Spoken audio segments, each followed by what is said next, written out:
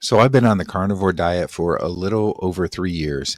And in that time period, I think the question that I get asked the most is something to do with what is your cholesterol numbers? You know, what has happened to your cholesterol since going on carnivore, that type of thing. So today I figured I'd talk a little bit about that, and I'm going to show you my cholesterol numbers. And I'm also going to tell you which are the numbers that you should worry about the most and look at the most.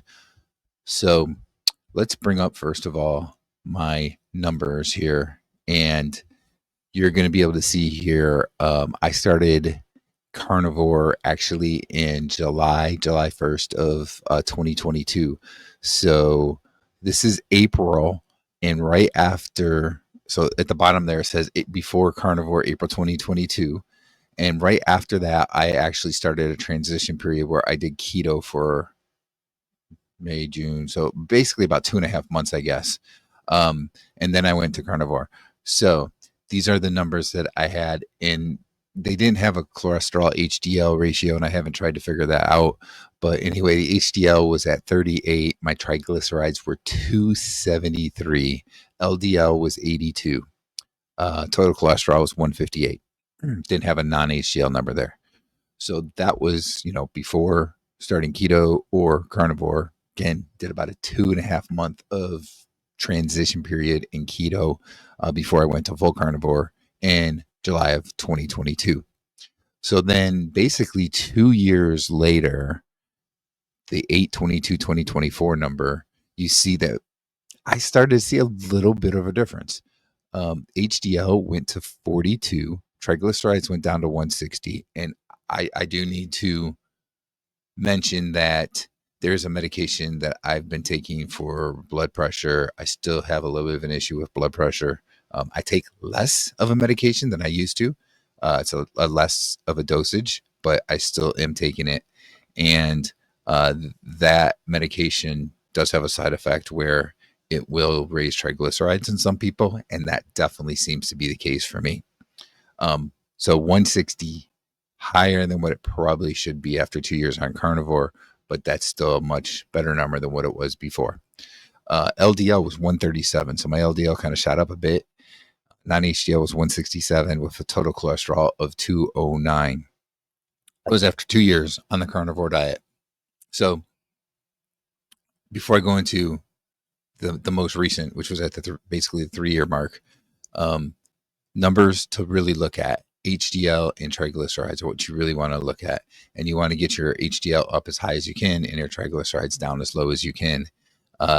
Those are more important numbers than worrying about LDL and total cholesterol. First of all, total cholesterol is going to be affected by your HDL. The higher HDL is, you're probably going to see an increase there. Obviously, triglycerides are, a little bit different, but those fatty chain acids are considered basically a really a high risk thing for heart disease and different things like that, right? So triglycerides you want to get down low. Basically, triglycerides has to do a lot with eating processed foods and seed oils like vegetable oils and stuff like that. But again, the medication I'm taking keeps it a little bit higher than it should. Probably that number should be under 100 right now, to be honest. But um, I'm okay with understanding where that number is with that medication that I take, that I'm probably going to be getting off of at some point here in the near future. And then that'll help that number to go even lower. So HDL, triglycerides are the two really important numbers that you really want to look at if you're looking at your blood work while on the carnivore diet. So let's go to August 11th of 2025. This was at basically a 3 year period. It was really 3 years and a month. Um, cholesterol HDL ratio is now 4.0. HDL shot up to 51. Triglycerides went down some more to 134. LDL actually leveled out a little bit to 127. Non HDL was 152. And total cholesterol at 203, so slightly below the 209 number. So obviously, there's a couple things here. You can tell I am not one of the lean mass hyper responders, because my total cholesterol, my LDL didn't just shot out, really high or anything, right? So that's one of the things with me that you can look at. The other thing is, and I didn't put the 1 year numbers in here because I couldn't find them. I thought I did have numbers, but I didn't find them anywhere. So I'm not sure what I misplaced them, whatever. But anyway, from 1 year to 2 year, there really, or from before I started, I should say, to 2 years, there really wasn't that much of a difference in my HDL. Um, the real work there with the HDL going up has been from year 2 to 3. So I don't know if that really is the same for everybody or if that's just more of how my body has worked. But um, keep that in mind that there could be a pretty good jump a couple years in when you get to HDL, which is a good thing. You want to see that raising up. 51 is the highest number I have ever had in HDL. And of course, my triglycerides got a little bit better. Could also have something to do with being a little bit smaller dosage on the medication as well. So that's possible too. The interesting thing here is the LDL and total cholesterol didn't continue to go up. And I've heard this before, like Dr. Ken Berry has talked about this, where we do see an increase typically for people when they go on the carnivore diet and their LDL, total cholesterol as well. And after a bit of time, it starts to level out a little bit. And that's kind of where I'm at. Went from 137 to 127. That's not a huge difference. And from one day to another, there could be a reason like I had this done on August 11th. If I had the blood work done on August 12th, maybe that number would have been 137. I don't know.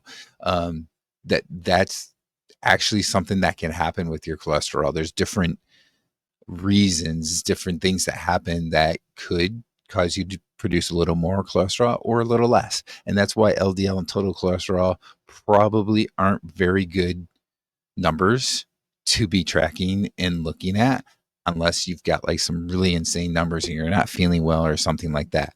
But if you're feeling great, there's probably not anything really valuable that you can see from those numbers because they can change so easily.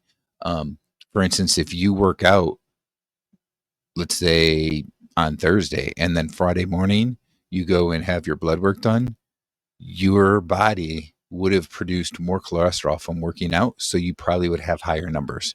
If you didn't work out for a few days beforehand, you're probably going to have lower numbers than when you normally would be if you work out a few times a week. So that's something to take into consideration with those cholesterol numbers. HDL and triglycerides are different though. The more you work out, the more you eat a carnivore style or a ketovore style uh, lifestyle eating, the more that you do that, your HDL numbers go up and your triglycerides go down because that has a lot to do with processed foods. So, these are my numbers here. It's a little bit surprising, I guess, to see the changes in how there's kind of this bit of a level offness, after the 2 year mark where they're not really going up anymore. And again, I didn't have my numbers from the 1 year mark. I will say that the HDL, I think, was right around the same, as around 40, 42, somewhere in there at the 1 year mark.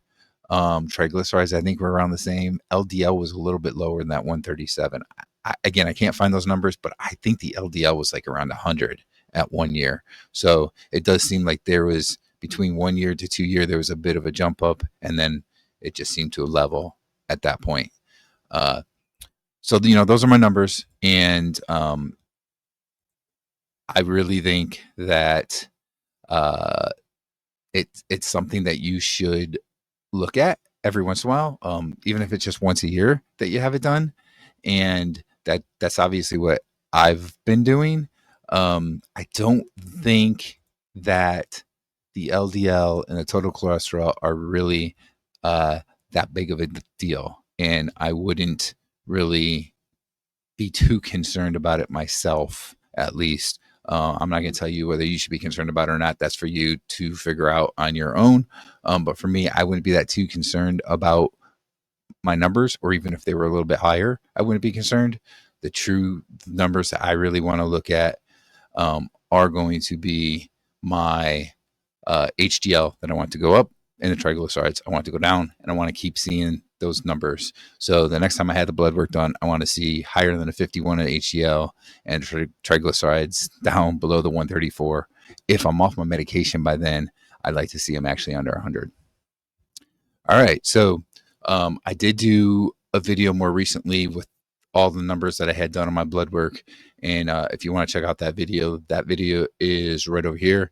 And you can check it out, and I'll see you in that video.